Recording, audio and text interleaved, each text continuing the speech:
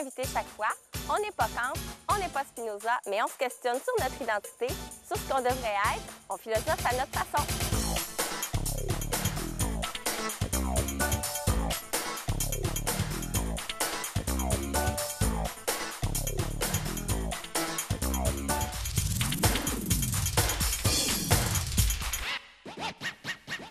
Aujourd'hui, à Vice Versa, nous allons parler de l'amitié.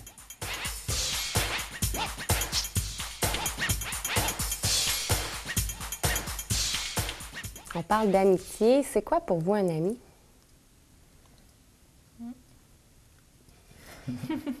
Rick. OK, oui. C'est quelqu'un avec qui tu te sens bien, que tu peux lui faire confiance, que ça peut être ton confident. Tu peux lui demander conseil dans qu'est-ce qui va pas dans ta vie.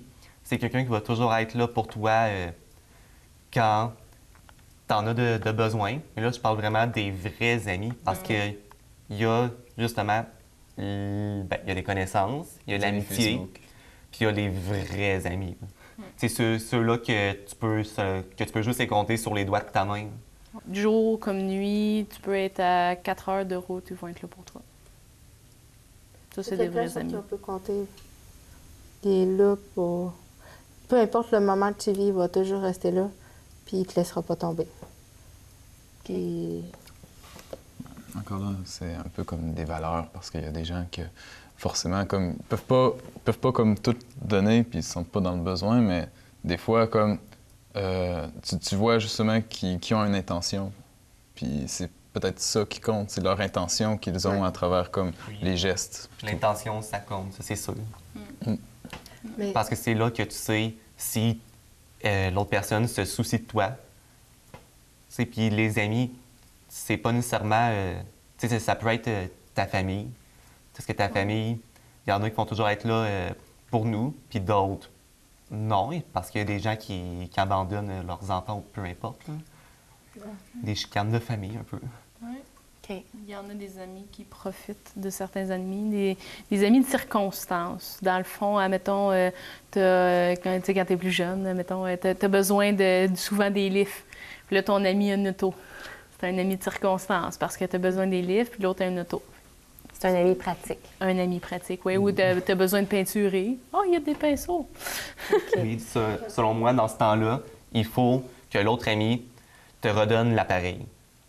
Si tu fais quelque chose pour lui, ben l'autre, il t'en doit une. Il va falloir qu'il te refasse quelque chose pour. Mais si c'est un vrai ami, il va le faire. Mais si c'est juste un ami pratique, il le fera pas. À la moindre affaire que ça ne tente pas de faire. « Ah non, je peux pas, je me sens pas bien, je suis malade. Ah non, j'ai déjà autre chose. » Ça, c'est les amis que tu le sais que tu peux pas compter sur eux. OK. Ça, c'est quand on est plus jeune, les amis de circonstance, ou c'est même encore... Ça continue toujours. Toutes les années... Ça dépend de la personne. Je pense qu'il y a des personnes qui vont beaucoup avoir des amitiés fortes avec d'autres, que tu vas vraiment te lier facilement avec eux. Puis il y en a d'autres que tu t'en rends pas compte tout de suite, mais ils vont plus être là pour profiter de toi. Profiter de ce que tu as, de ce que tu as à leur apporter, sans jamais vraiment, eux autres, t'apporter quelque chose en retour. Parce que l'amitié, c'est un peu la complétude entre deux personnes. Tu t'apportes quelque chose de bien à un, mais l'autre te l'apporte aussi. Un peu comme dans une situation amoureuse. Ton chum va toujours faire de quoi pour toi, puis toi, tu vas toujours faire de quoi pour lui. Mais dans l'amitié, les amis sont un peu là pour faire la même chose, mais dans un degré... Puis l'ami va toujours être là pour te dire un peu tes quatre vérités. T'sais, il va être là pour t'améliorer en tant que personne, chose que d'autres ne feront pas. Ben, selon moi, ce qui est vraiment le plus important au niveau de l'amitié, parce que, tu sais, mettons, moi, je fais souvent des livres à mes amis, mais, tu sais, pour moi, c'est rien de leur faire des livres. Je pense que ça me permet d'avoir une communication, puis c'est vraiment agréable dans ce sens-là. Je crois que, d'après moi, le plus important, c'est de savoir donner du temps. Oui. Le temps, c'est quelque chose d'extrêmement précieux. Puis quand on a une amitié forte, on pourrait faire beaucoup de choses. On pourrait payer, je sais pas, un cadeau à un ami, puis là, oh, ben là, je vais me sentir obligé d'y donner un cadeau. Mais rien ne vaudra le temps qu'on pourrait te donner. Oui, mais souvent, j'ai remarqué que des vraies amitiés, tu vas vraiment voir que c'est une vraie amitié. C'est triste, là, mais que quand il y a un événement quand même assez important, marquant qui va se passer dans ta vie. C'est là vraiment que tu vas voir qui se démarque, qui est là pour toi et qui, eux autres, qui s'enfuient, qui ont même pas un 5 minutes pour te parler au téléphone ou quoi de même. C'est triste à dire qu'il faut du mauvais pour trouver tes vrais amis, mais moi, je pense que c'est ça. On a souvent des belles paroles. On va souvent parler de « Ah, je vais toujours être là pour toi », mais quand c'est le moment, des fois, c'est comme, tu dis « Elle m'a toujours dit qu'elle allait être là pour moi », mais elle vient pas m'aider quand j'ai besoin d'elle. Tu vas lui demander, puis elle fait comme « Non, je veux plus rien savoir ». Puis c'est du moment que tu recommences à bien filer, « Ah, tiens, elle est encore ton amie ». Tu sais, c'est là que tu fais comme « Est-ce qu'elle est saine pour moi? » Ou donc, il y a des amis qui vont gruger ton énergie. Dans ce temps-là, il faut être capable de... Ça prend beaucoup de courage pour dire « OK, j'analyse. Moi, quand je suis avec cette personne-là, je me définis pas en tant que moi. Il faut que je sois une personne autre. » Je pense que dans l'amitié, il faut vraiment vivre selon ce qu'on est, puis pas se créer une image pour être apprécié de l'autre. C'est vrai, les amis, c'est des personnes qui t'acceptent comme que t'es. Okay. C'est sûr. Puis il y a une affaire que j'ai remarqué, qui c'est en société, même si tu es avec tes amis et tu essaies d'être vrai, vu que tu n'es pas juste avec toi-même, tu vas quand même porter un petit masque. Ouais. On a tout un masque pour différentes situations. Un masque quand je suis à l'école, quand je suis avec mes amis, quand je suis avec mes faux amis, quand je suis avec les beaux-parents. C'est toutes des affaires que qu'on finit par se perdre là-dedans. Est-ce qu'on peut vraiment être vraiment nous? Parce que la société nous moule, est-ce qu'on s'adapte à différentes situations? Fait que, mais c'est eux autres, tes vrais amis vont te voir le plus vrai que tu peux être, là, mais quand même. Fait que t'es pas totalement toi-même, même avec tes amis. Bien, souvent, mes amis me dégênent. Alors, je suis plus un peu extravertie. Je fais un petit peu plus un show quand je suis avec eux. Oui, ça fait drôle à dire, mais tu sais, je suis comme... On dirait que j'ai plus d'énergie, j'ai plus... de confiance. Peut-être, oui, peut-être, parce qu'ils me rendent à l'aise. Puis quand je suis avec eux, je me sens que je peux être drôle, je peux dire n'importe quoi, ils vont rire. Puis... Mais c'est sûr, c'est pas complètement moi parce que je suis quand même une personne renfermée. Mais avec eux, c'est ça, il y a juste mon côté, il y a comme mon côté extraverti qui ressort plus que quand je suis... Tu sais, ça dépend de la personnalité de chacun. Il y a un côté qui va sortir plus que l'autre à certains moments de ta vie. Fait que être soi à 100 je pense pas que c'est pense possible. Plus que qu'est-ce que tu dis, moi je le vois plus que c'est pas là que tu vois si c'est que t'es pas toi-même avec tes amis. Je vois plus que c'est le fait que tes amis ont une certaine personnalité. Donc là, tu sais comment, tu sais qu'est-ce que tu vas faire, c'est quoi qu'ils vont aimer, qu'est-ce qu'ils vont pas aimer. Fait que tu t'arranges pour leur plaire un peu. S'adapter. Oui, mais c'est surtout qu'ils sont très... Une gang de gars comme un informatique, un microbiologie, une couple d'ingénieurs. Fait qu'ils sont tous comme renfermés. Ils sont comme on joue à Donjons et Dragons, puis à Magic. Mais c'est ça. Fait que c'est pour ça qu'avec eux, je sens qu'il faut que je mette du piquant dans leur vie. Fait que c'est pour ça que je fais plus un petit show. Ah oui, bon. Puis tantôt, vous avez parlé d'amour aussi. Là, l'amour, l'amitié, vous voyez ça comment? Est-ce que d'abord, on est amis, puis ensuite, on est amoureux? Ça, c'est la meilleure manière de tomber en amour. Parce que justement, quand tu es comme meilleur ami avec la personne, tu te connais, tu atteins une intimité encore plus profonde que juste un couple. Dans ma tête, la meilleure manière de tomber en amour, c'est justement avec une personne qui est pratiquement comme ton meilleur ami. Parce qu'il te connaît, on dirait que tu atteins, c'est ça, comme je dis, un certain niveau d'intimité encore plus profond. Oui, c'est vrai, ces relations-là sont exceptionnelles. Parce que quand que tu sors avec quelqu'un, tu es en amour avec, puis c'est ton ami aussi, ça... Ton confident.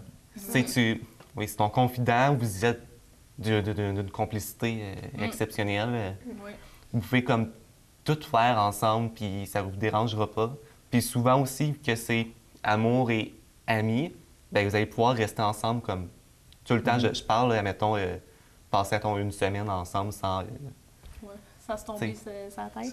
Oui. S'il y a juste de l'attirance, mais il n'y a aucune intimité, puis aucune communication, bien, c'est sûr que ça va être difficile. Puis à un moment donné, l'attirance, ça prend le bord. Oui. Toujours un facteur entre les trois, important, selon moi. C'est que, dans le fond, la seule différence, c'est que si tu as une attirance envers ton meilleur ami, bien là, c'est là que tu as à te poser des questions. Mais s'il n'y a aucune attirance, c'est là que tu vois un peu comme l'amitié se forger avec une intimité, puis que tu peux avoir une grande intimité. Mais je pense que c'est un peu ça la différence. C'est juste qu'avec en couple, c'est comme si tu avais comme une personne superbe, que tu as une amitié, une intimité très profonde, puis une très bonne communication. Bien, l'important, c'est d'avoir une très bonne communication. Il y a d'autres personnes que ça va être d'autres choses qui vont être plus importantes. Mais avec tout ça, puis en plus d'avoir une certaine attirance intense avec la personne, une attirance autant physique que mentale, morale et spirituelle, bien, c'est là que tu vois justement un amour comme qui se crée. OK. Mais même là, oui, il y a les amours comme ça, c'est fabuleux, mais je crois aussi qu'on peut avoir comme des amours d'amitié. Tu sais, comme dans un sens, c'est que j'ai 2 amies de filles que je pourrais...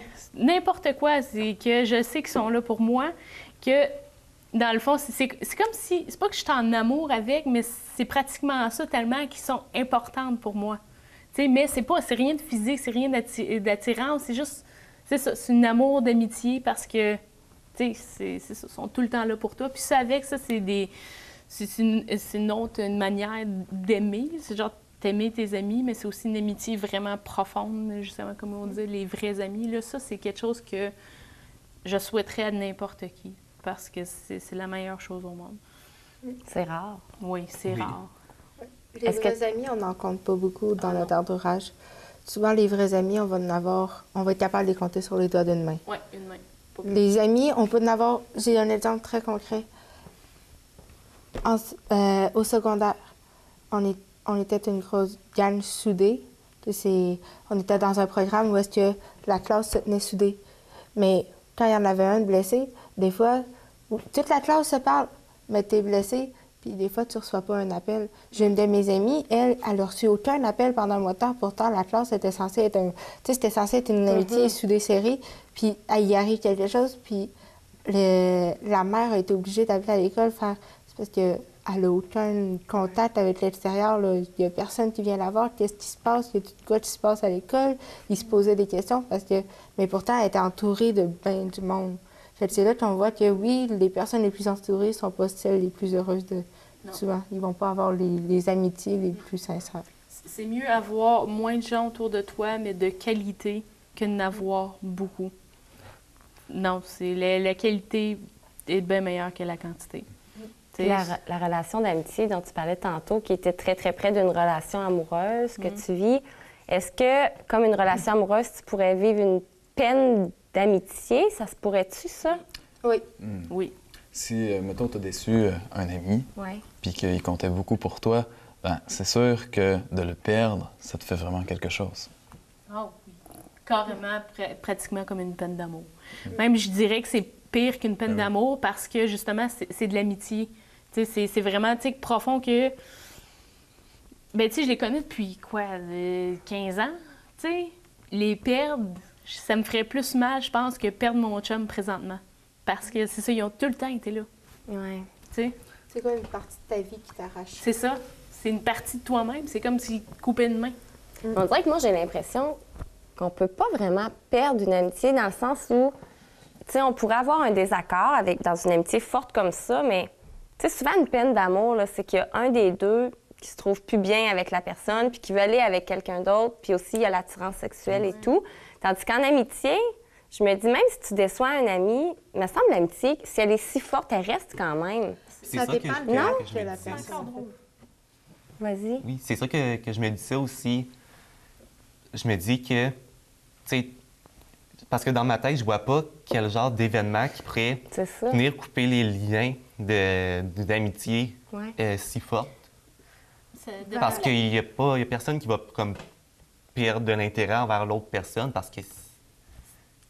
Ça dépend de la personnalité de la personne. Si c'est quelqu'un de vraiment influençable, qui se fait piler sa tête facilement et que, justement, elle se fait un nouveau conjoint ou quoi de même, et que le conjoint, j'aime pas tes amis, t'as pas le droit de les avoir ici, puis OK, c'est bon, puis là, tu n'as plus le droit de leur parler. Il y en a des gens comme ça.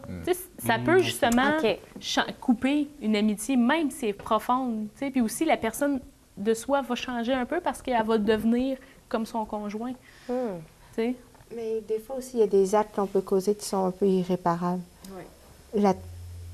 La trahison, quand on trahit un ami, la personne, après ça, elle a beaucoup de mal à te refaire confiance. OK. Parce que l'amitié, c'est beaucoup une question de confiance. Fait, du moment que tu brises le lien, après ça, c'est dur de revenir sur, de rebâtir par-dessus, de l'accepter. Souvent, c'est ça qui va faire qu'une amitié va vraiment se briser. Puis des fois, même, ça va devenir les pires ennemis juste à cause d'un événement que c'est pas ce que tu voulais, mais ça s'est produit comme ça. Puis je pense que c'est ce qui fait le plus mal parce que tu passes de l'amitié quasiment à une relation ennemie avec la personne. Tu brises pas les liens, mais tu brises carrément le type de relation que tu avais. Tu continues à avoir un certain contact, mais c'est plus la même chose que tu ressens. Je pense que c'est ça qui fait que ça brise le plus le... Aussi, j'ai un exemple de ça, mais que ça réussit à s'en sortir. C'est que quand j'étais plus jeune, justement, il y a 2 filles qui ont décidé qu'ils voulaient skipper leur cours, devenir rebelles, et je rentrais plus dans leur réseau, tu sais, parce que moi, l'école, c'est important. Puis là, justement, ils ont comme monté l'école contre moi, dont ma meilleure amie, que ça fait genre 15 ans que je la connais. Que, tu sais, mettons, un exemple, c'est on était à la ronde avec la classe, ils se sont enfuis de moi. Tu sais, oui, c'est rough, mais j'y ai pardonné. Oui, parce qu'elle était très influençable dans ce temps-là. Vraiment beaucoup.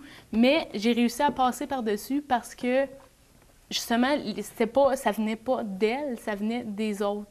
Puis, et ces personnes-là, je me suis fait hold-up à mener.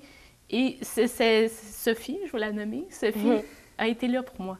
OK. Tu sais, quand je me sentais pas bien, je me suis présentée, je pense, au milieu de la nuit chez eux. Elle dit, viens, t'en rentre. Puis là, son frère était là, ils ont joué de la musique, ils m'ont changé les idées, tu sais. Wow! Fait que ça, c'est fort, là. En plus, je pense que ça faisait 2 ans qu'on s'était pas parlé. J'étais allée cogner chez eux, rentre. OK. Hey, tu dis ça, j'ai des frissons. C'est fort, l'amitié. Ouais. Crime, j'ai envie de penser, c'est plus fort que l'amour, quoi? Ou c'est égal? C'est que si tu trouves vraiment la bonne personne, là, ça va être aussi fort. Mais si c'est quelqu'un, comme tu finis par te délaisser de, c'est sûr qu'elle va être là pour toi au début, mais après ça, non, elle va plus rien vouloir savoir. Là.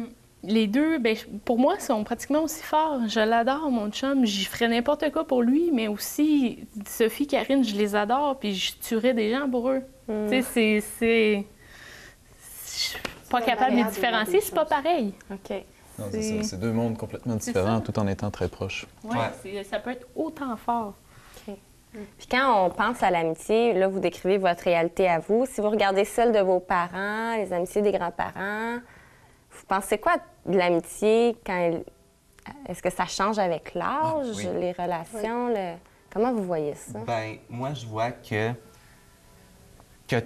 tout comme les connaissances puis tout, il y a plusieurs personnes qui finissent par quasiment plus rien vouloir savoir, que pour eux, ils se préoccupent plus de se faire des nouveaux amis ou peu importe, ils font juste garder ceux qui ont réussi à garder durant tout ce temps-là.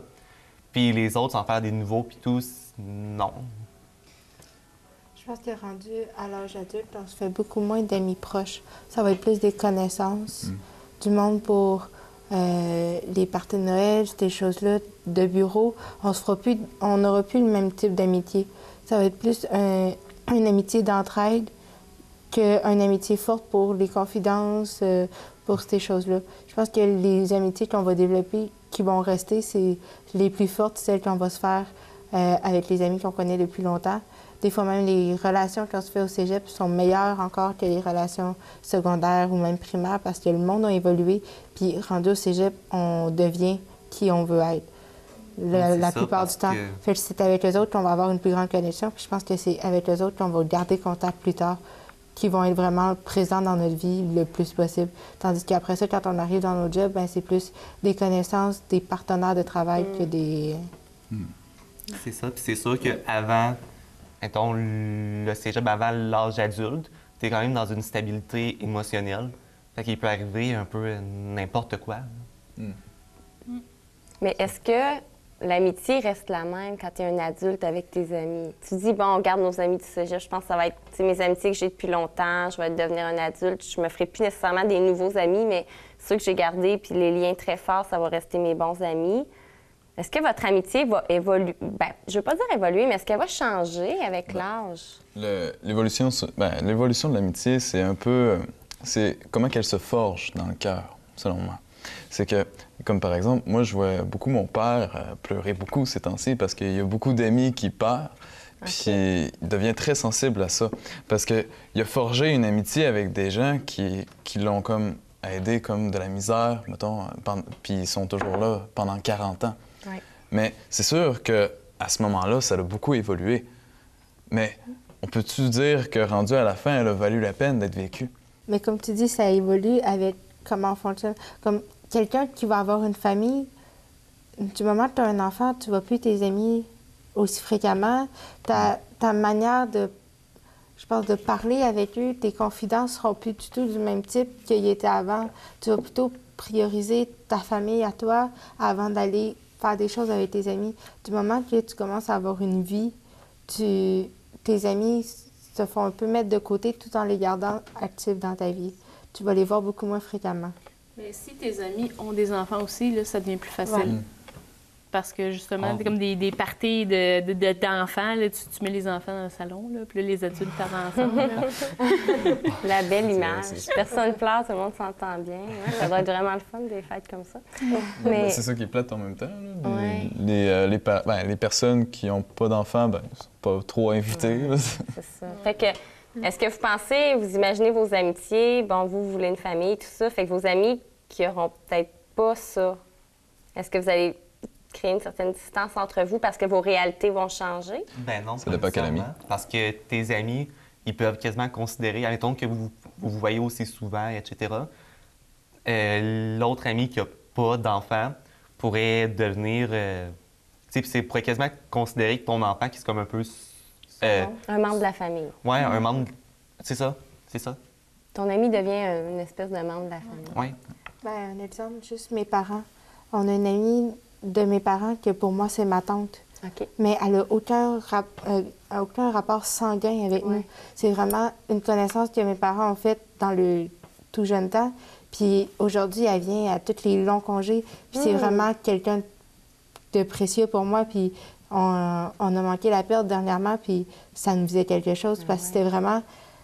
On a tellement développé des liens forts que c'était rendu une sœur pour mes parents. Puis pour moi, c'était... Puis on voit beaucoup ça aujourd'hui. Ne veux pas, les familles sont moins grandes. Fait que souvent, les amis deviennent un peu les membres de la famille, puis vont peut-être faire partie de nos parties de famille de Noël dans le futur, parce que les familles sont beaucoup plus petites. Fait que les amis vont devenir des parrains, marraines, tantes, oncles de nos enfants. Puis, Ah oui, on voit ça déjà. Il ne nous reste pas beaucoup de temps, mais je voulais savoir, est-ce que vous trouvez que vous êtes votre propre ami? Est-ce que vous êtes ami avec vous-même? Ben, on est notre ami en même temps d'être notre pire ennemi. Explique. On veut des précisions.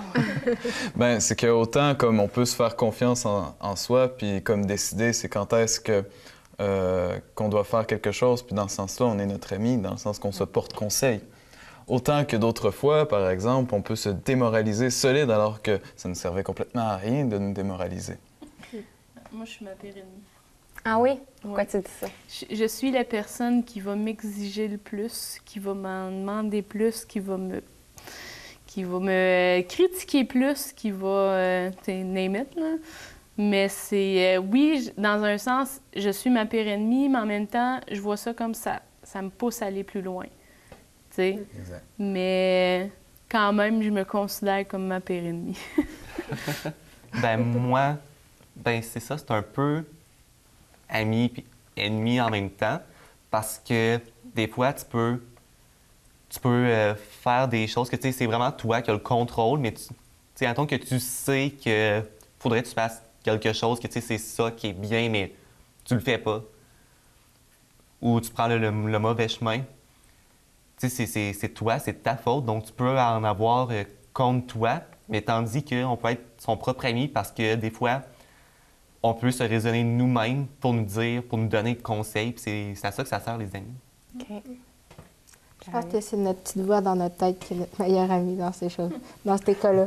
Ben, je ne veux pas dire qu'on est fou, mais on se parle intérieurement. Ouais. Puis je pense que des fois, de se parler comme ça peut nous amener à voir les choses différemment.